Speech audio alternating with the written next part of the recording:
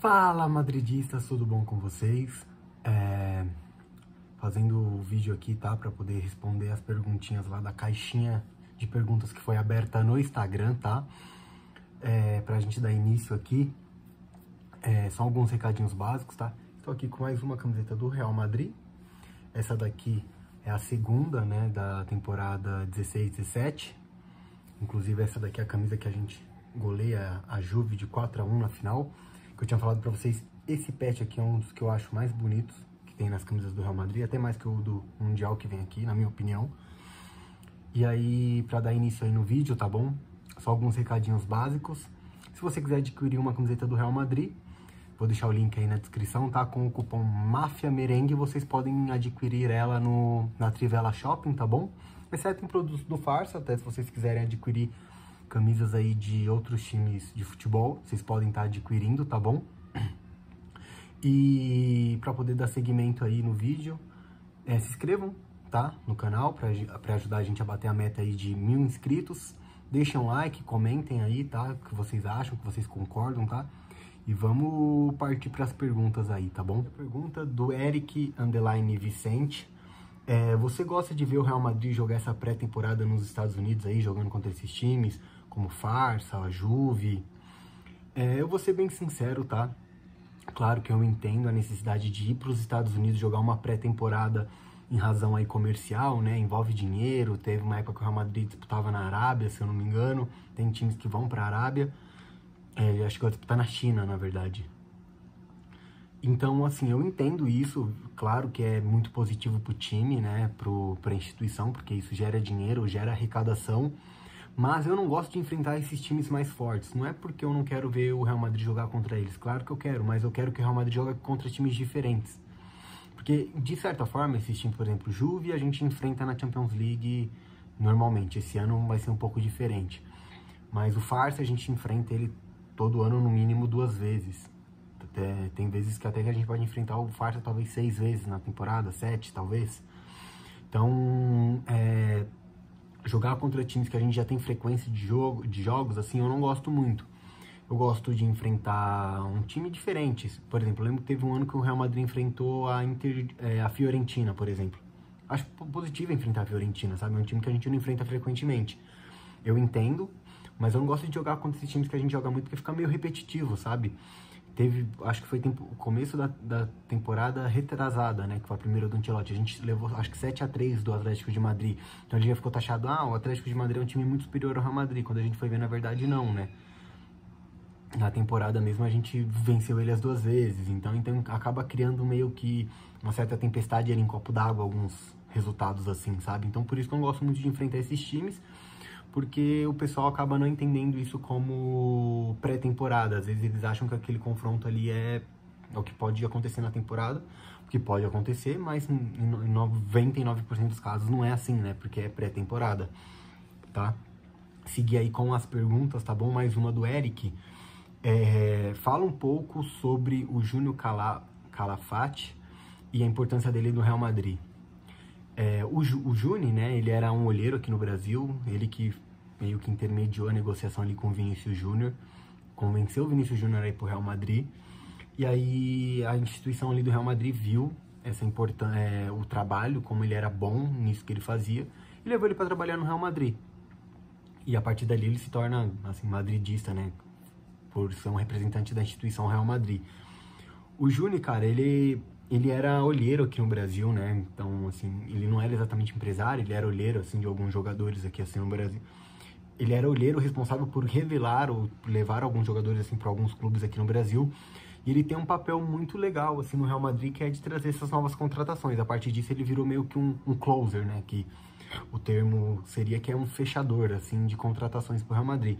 Ele que convenceu a Arda Güler aí pro Real Madrid, ele que convenceu o Bellingham, convenceu o Vinícius, Rodrigo, convenceu, deixa eu ver mais, alguma pessoa, se eu não me engano, o Fran Garcia, embora o Real Madrid já tivesse todo ali um empecilho, mas ele trabalhou na negociação do Fran Garcia. Então ou seja, esse elenco que está sendo formado agora pelo Real Madrid tem muito dedo do Juni, né? Então ele é muito, muito, muito importante hoje dentro da instituição Real Madrid. eu acho que às vezes, assim, até o trabalho dele, assim, passa meio, como que eu vou dizer assim, até, não vou dizer que é desprestigiado, mas é meio que subvalorizado, sabe? Não dão tanta importância, talvez, quanto merecia o trabalho do Rooney, do Juni, porque, assim, ele é muito importante, e é muito, muito, muito importante hoje no Real Madrid pra assumir ali as contratações, né? Realizar contratações e tudo mais. Então, ele é muito importante, é tanto que ele tem aval, assim, do Florentino Pérez quase que 100%, assim, sabe?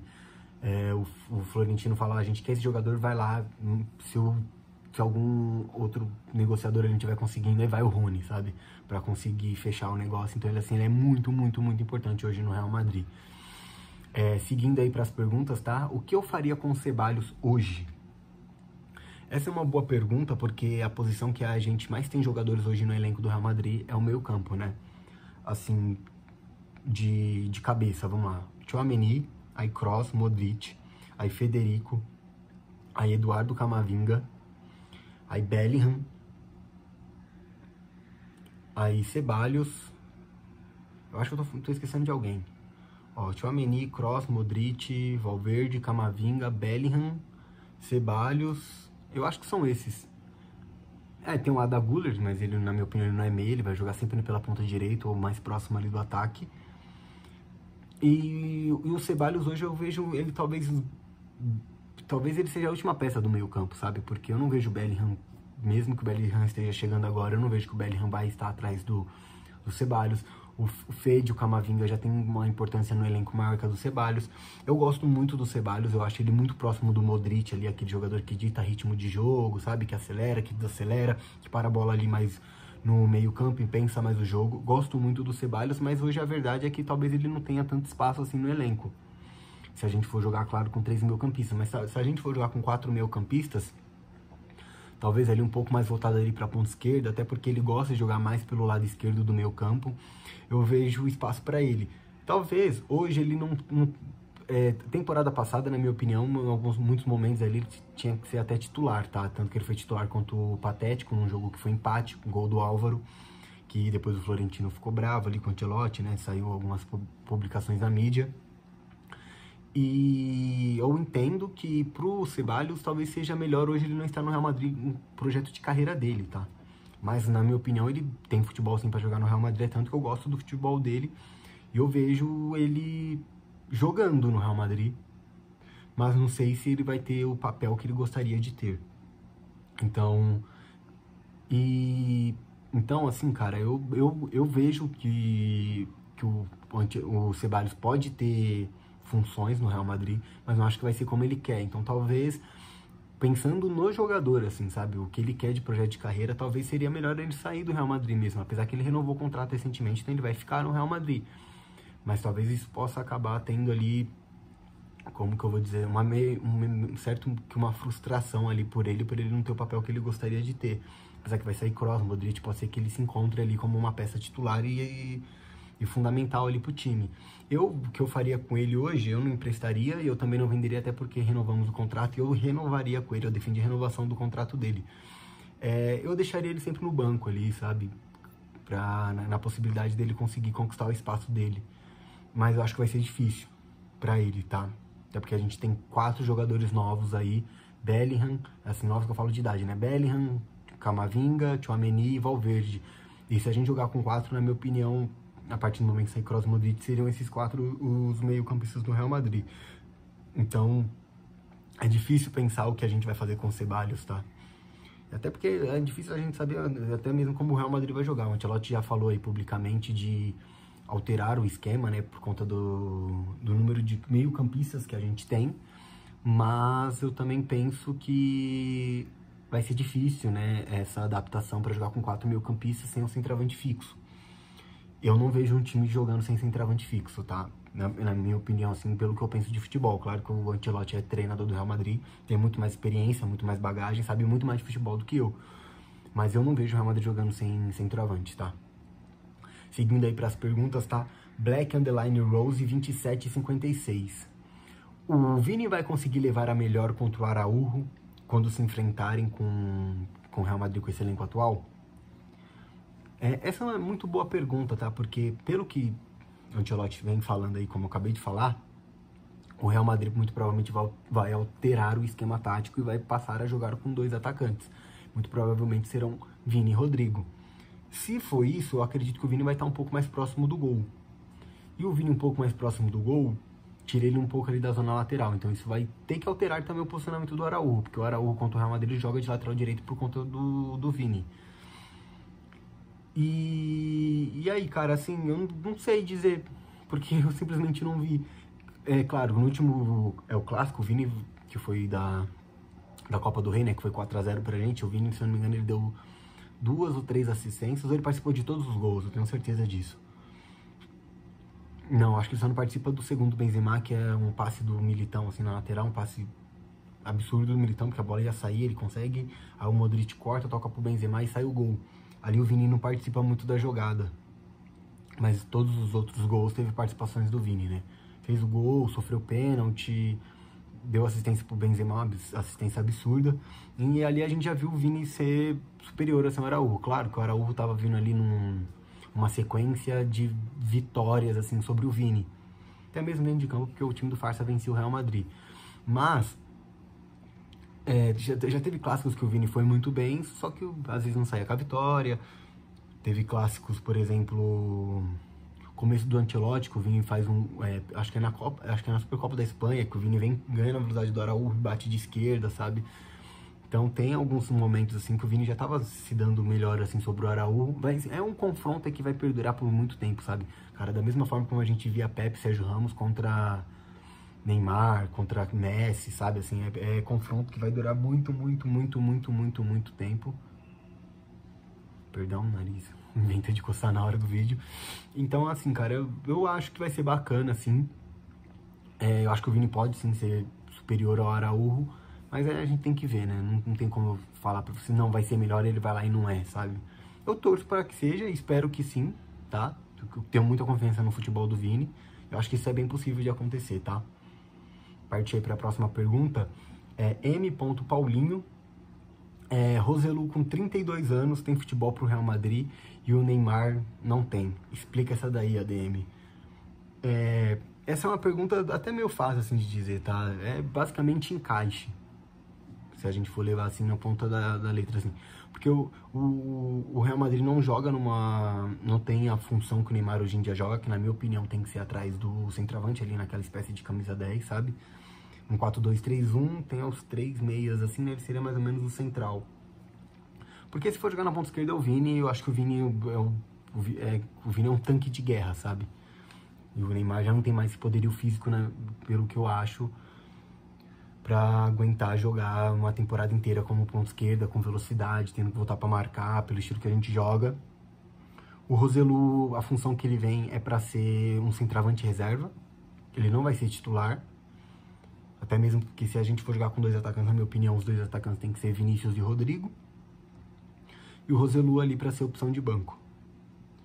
E não tem a função que o Neymar joga hoje no Real Madrid, entende? Então é basicamente isso. Fora que quando o Real Madrid quis contar com o Neymar não quis ir pro Real Madrid. Então não tem muito o que dizer, sabe? O Neymar já teve a oportunidade de jogar no Real Madrid, não jogou. Hoje ele não tem futebol para jogar no Real Madrid, assim, por função, mas por qualidade técnica, é claro que tem. O Neymar é um jogador incrível, um dos melhores jogadores do mundo. Eu não acho ele o melhor jogador brasileiro hoje. Hoje eu acho o Vinícius Júnior, mas ele é um dos melhores jogadores brasileiros. Talvez um dos maiores camisa 10 da seleção brasileira, sabe? Se eu não me engano, bateu o recorde do Pelé na seleção. Então, assim, é um jogador incrível, mas infelizmente hoje não tem a função dele, assim, no Real Madrid hoje, né? Seguir aí com a última pergunta, tá? Vocês mandaram poucas perguntas dessa vez também, mas não deu pra responder todas também, porque muitas eram repetidas, então eu acabei selecionando ali algumas, tá? A IR Silva 135600. Mbappé vai pro Real Madrid? Pô, cara, eu já falei nisso num vídeo anterior, né? Alguns tempos atrás aí, sobre como tava a situação do Mbappé, então eu vou fazer uma atualização aqui pra vocês, tá? Pelo que eu recebi de informações. Pelo que eu recebi de informação, eu tinha falado que o Real Madrid iria resolver a situação do Mbappé até a primeira semana de julho, que foi o que passou, e o Real Madrid ainda não anunciou o Mbappé. E isso foi o que eu tinha recebido de informações. E o que eu recebi de informações é, a situação já se resolveu.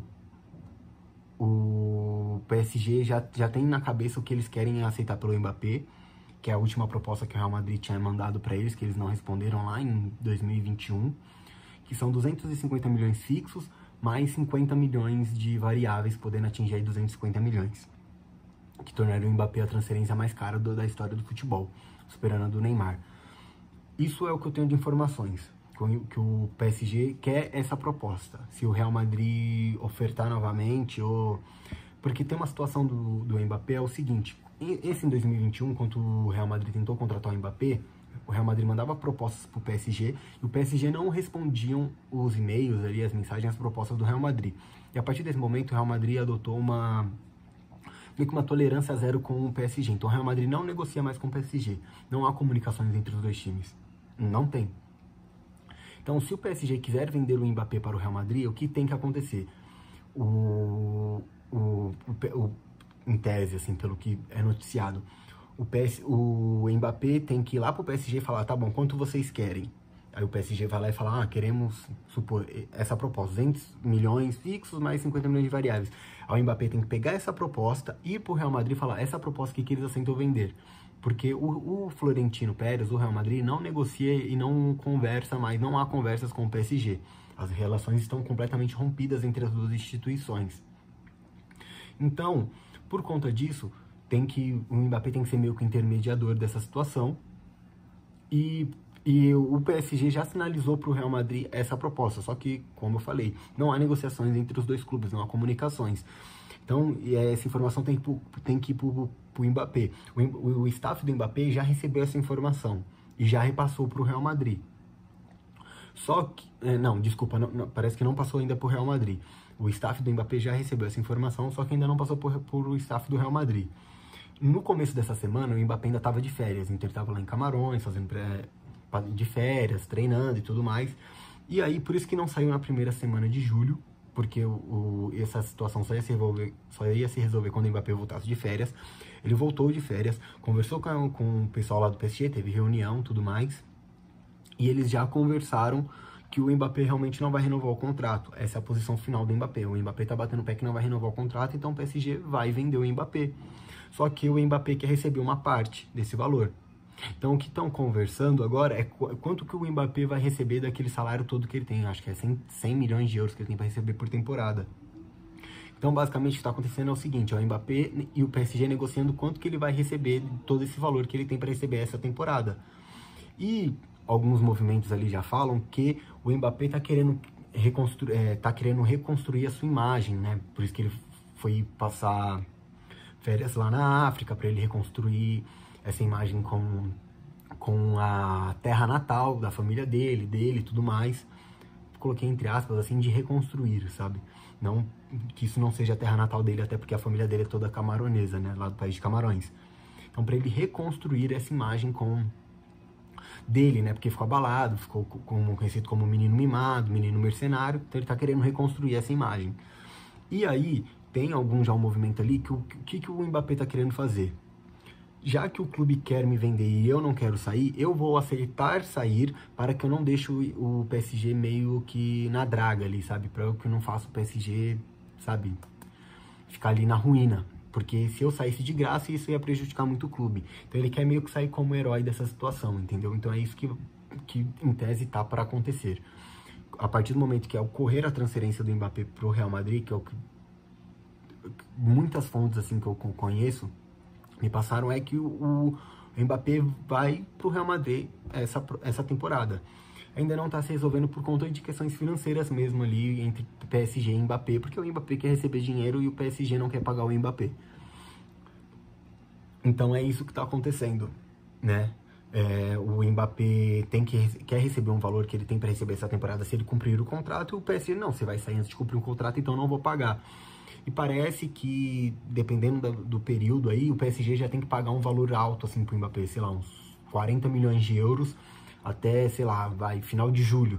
E aí é isso que tá acontecendo, entendeu? Então aí o Mbappé, em tese, está segurando para poder receber esse valor, que que tá estipulado ali no contrato dele até uma certa data, e depois disso ele vai criar vai vender essa história, essa imagem de que ele só tá aceitando sair para que o PSG não seja muito prejudicado se ele sair de graça, entende? Então é basicamente isso que é o desenrolar aí do Mbappé, tá bom? Encerramos as perguntas, tá? Agradecer vocês que assistiram até aqui. Se possível, por gentileza, deixem um like, ajudem a gente a bater a meta aí de 1000 inscritos, então se inscrevam no canal, comprem lá a jersey do Real Madrid de vocês, tá? Com o cupom Máfia Merengue na Trivela Shopping, e deixem um comentário aí se vocês concordam, o que vocês acharam do vídeo, tá bom? É isso, e a la Madrid nada mais.